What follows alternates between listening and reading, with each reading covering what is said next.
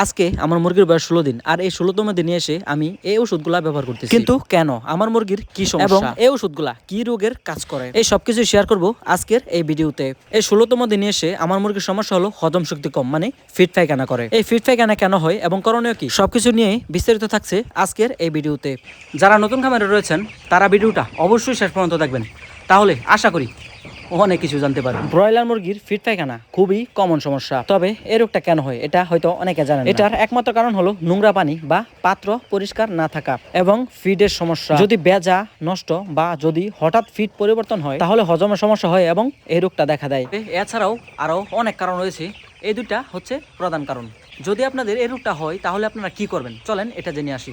সবসময় অবশ্যই এরকম পরিষ্কার পানি দিতে হবে, আর পানি নোংরা হওয়ার সাথে সাথেই পরিষ্কার পানি দিতে হবে এবং পানি পরিবর্তন করতে হবে। আর সপ্তাহে অন্তত 1 থেকে 2 বার পানির পাত্রগুলো সুন্দরভাবে পরিষ্কার করতে হবে। আর সবসময় ফ্রেশ এবং শুকনা ফিড মুরগিকে দিতে হবে। ভেজা ফিড এবং দলা দলা ফিড গুলা মুরগিকে কখনো দেওয়া যাবে না, এতে করে মুরগির ফিড পায়খানার পাশাপাশি আমাশা রোগটাও দেখা দিতে পারে। আর সবচেয়ে গুরুত্বপূর্ণ কারণ হলো লিটার অবশ্যই এরকম ফ্রেশ এবং শুকনা রাখতে হবে। ভেজা লিটার কখনো ফার্মের ভিতরে রাখা যাবে না, যদি লিটার বেজে যায় তাহলে সাথে সাথে লিটারগুলা পরিষ্কার পরিবর্তন করে দিতে হবে। এখন আসি, আপনাদের যদি রোগটা হয়ে যায় তাহলে যে কারণগুলো বললাম এগুলো করার পাশাপাশি কোন ওষুধগুলা ব্যবহার করবেন।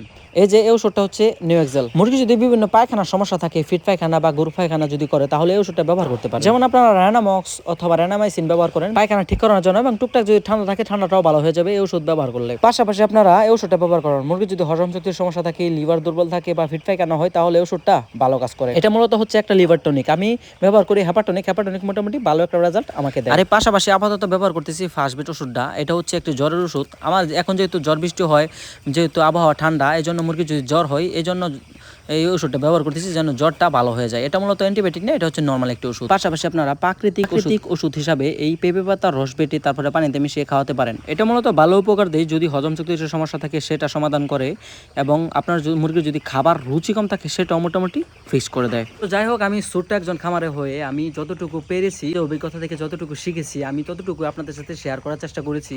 আমার অভিজ্ঞতার সাথে হয়তো আপনাদের মিল নাও থাকতে পারে, সেটা নিয়ে অবশ্যই ক্ষমা সুন্দর দৃষ্টিতে দেখবেন।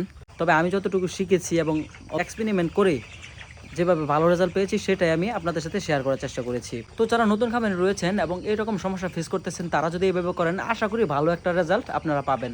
তো যাই হোক, আজকের ভিডিওটা এখানে শেষ করে দিই। ভিডিওটি যদি ভালো লাগে অবশ্যই শেয়ার করে দেবেন। সময় এরকম আরও ভিডিও পেতে অবশ্যই পেজটা ফলো করে দেবেন। তো ধন্যবাদ সবাইকে, আসসালামু আলাইকুম।